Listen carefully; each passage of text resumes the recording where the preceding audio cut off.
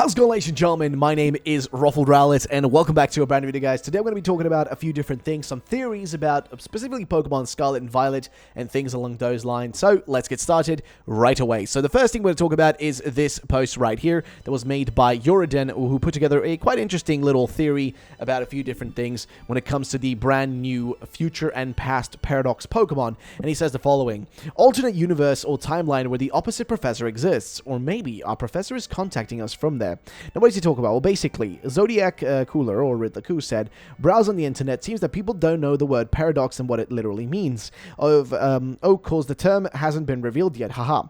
You could guess the origins of the members. It will help you better understand the design logic. They're not chosen randomly. And then he says, I'm thinking our Bike and Paradox Pokemon might be their Pokemon from that other world, except Donphan and the DLC Legends, they came over for a different reason. Now, what is he talking about here? Well, basically, what's happening here is we're talking about these Paradox Pokemon. You guys already know them. We call them Paradox Pokemon, but I don't even know if that's really the correct term, as is being pointed out kind of by Riddler Coo here. And quickly, a message from our sponsors. Ladies and gentlemen, this video is brought to you by Bloodline, Heroes of Lithus, where new legends are born. Bloodline is a fantastic game where you can play on Android and iOS, where you're going to be able to create a legendary hero. The game features true companions, as well as powerful bloodlines. I mean, it's in the name, of course, as well as also unique companions and champions and endless adventures for you to take on. And all of this is set in a stunning fantasy world that has 3D graphics that look realistic. In this game, you'll be able to find the best champions and even possibly some waifus, I'm just saying, and raise heirs. You can also switch the genders of your companions freely, but not just that, the higher your companions' intimacies are, the more powerful your offspring will be. The game also features a unique gacha gameplay system where you can customize your champion by marrying different bloodlines and developing the family tree until you find a unique combination of any 5 powerful abilities out of a dozen or so different ones to suit your own gameplay, and then the possibilities are endless. The game also has very easy to use controls that you can do on your phone, so it should be pretty easy to play. You also get to build your own kingdom as well as manage your own economy, and the best part is it's all free to play on iOS and Android right now. And also, ladies and gentlemen, you should check out the Lycanis or Lycan, which are a must-try werewolf clan that you guys should definitely try out because they have this kind of very assassiny and sleek design to them. And right now, for those of you guys who are my fans and viewers, if you want to, if you click the link down below, you can get the Karg Dragonborn clan for free, as well as their actual hybrid heirs. So if you want that, they're literally like Dragonborn. They're little dragon people. If you want that, then click the link down below to get yourself the game right now. Ladies and gentlemen, for you guys that are my viewers, if you use our code down below in the description, you get a special code that is worth $20, where you will receive 20 intimacy packs, 100,000 gold, and 100 diamonds to use in the game to get you started. So ladies and gentlemen, thank you to Bloodline for sponsoring this video, and let's get into the rest. So to explain a paradox in, I guess, a simple, like, here's like the simple meaning of it. Basically, a person, situation, or an action have seemingly contradictory qualities or phases, if that makes any sense. So if we give you an example here, here's an example of a paradox. A paradox is a statement that basically contradicts itself. So a Pokemon that literally contradicts itself. Now, here's the thing. These things aren't really paradoxes if you think about it. They really are not. They're more like, I don't even know what, like, divergent evolution in a sense almost, or like just basically as I've described it in the past. And the way that I see these instead is that it's the same way as if you look at a saber-toothed tiger and a regular tiger. Yes, they're both tigers, but they're not the same thing. They're not the same literal animal. There's 2 separate entities. The same way that if you look at, like, you know, the new Amogus, right? If you look at that thing, you might think to yourself, that's just a regional variant of an Amogus, or that's a past or future form of it, but it's literally a whole different thing. It's not even going to be called the same thing. It's going to have its own different entity. So Jordan says the following here, which is that other world, or they may have originated from our world, traveled to the alternate world and came back, changed. Thinking of it like Robin Williams' character in Jumanji. So I guess in a sense that he's looking at it from a different perspective, rather than it being like a Pokemon from the future or from the past, or they could still be from the future and the past, but just a timeline future, right? Where basically these Pokemon were sent to a different space and then came back from that space to our space and our space-time and our timeline and our world and our region, and now they've been, they've evolved and changed in such a way that they are different Pokemon now. They are no longer what they originally were. So a Hariyama is not really gonna, be exactly like a Hariyama anymore. It's not really a Hariyama anymore. It's a different thing. It's evolved in such a different way that it's no longer the same creature. That's basically the way you have to look at it. And paradoxes, I don't really know if that really fits now anymore, but nonetheless, I think it's worthwhile to mention that. So, ladies and gentlemen, your thoughts and opinions on that would be appreciated. Next, we have a theory from Amartyesh, who says the following. So, guys, here's my strange theory, which suggests that Pokemon Scarlet and Violet could have taken a lot of inspiration from Power Rangers Dino Charge. Feels strange, but there's a lot of evidence. And he says the following, which is, Pokemon and Power Rangers Dino Charge, the animation style used in the beginning of the Scarlet and Violet's third trailer is similar to that of the animation used in the Power Rangers Dino Charge animation. Interestingly, there are a lot of similarities. Scarlet and Violet is connected with time travel, and in Power Rangers Dino Charge, there was time travel. Scarlet and Violet had Terra Crystals, and Dino Charge had Energems.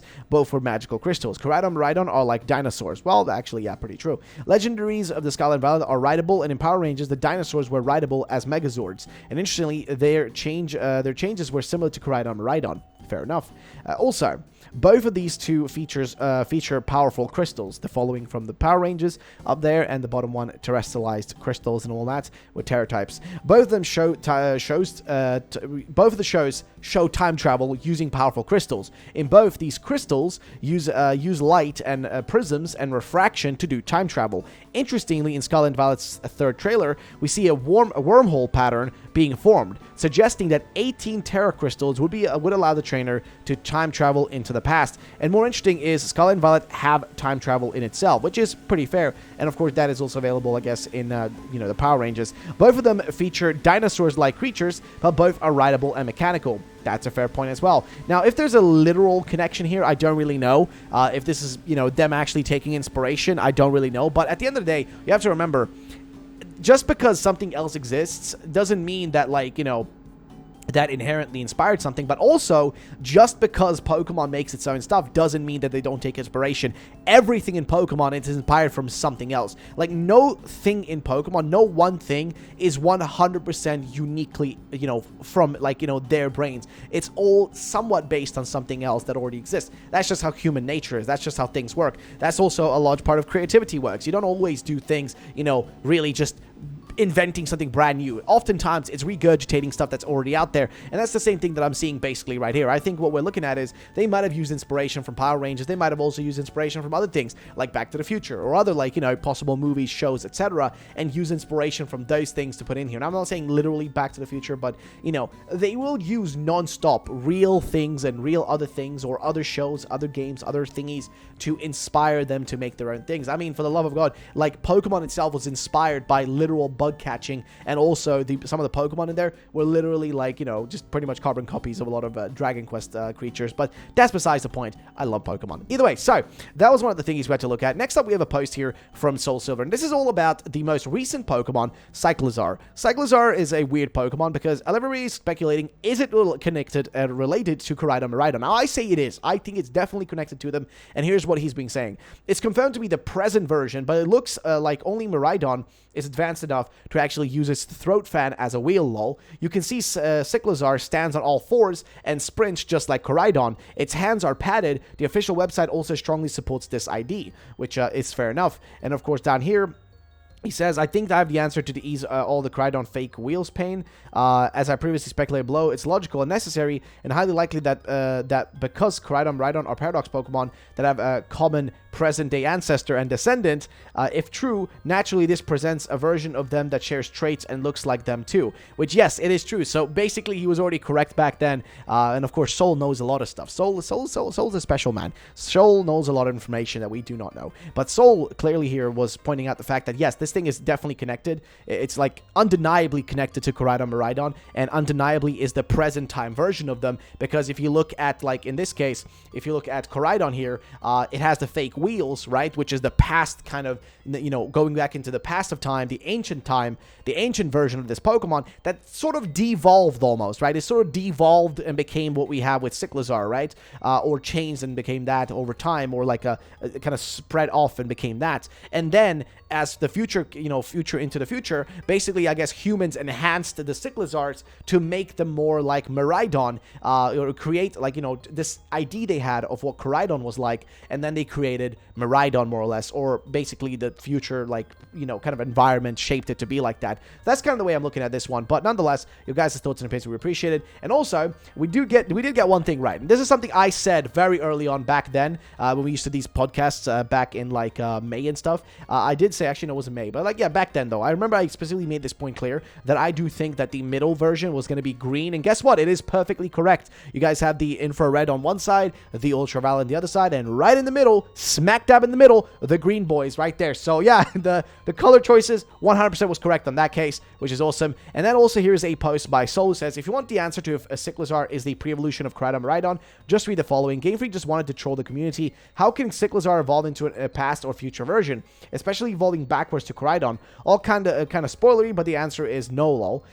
So no, it is not a pre-evolution of either of those two Pokemon. It's basically just an ancestor of both. It's kind of the ancestor from, like, in one way, it's like the it's the kind of future version of Koraidon, but it is also the ancestor of Miraidon, right? So, in some way, it is a bit paradoxical, but you get the point. It's basically an evolutionary line of what happened to this thingy. It didn't literally evolve, not the Pokemon sense of evolve, but it evolved in the, you know, literal human way, right? Or the you know, the literal way, right? The literal, actual way of evolving, rather than the Pokemon way of evolving, which is directly go from one thing to a larger thing to a larger thing.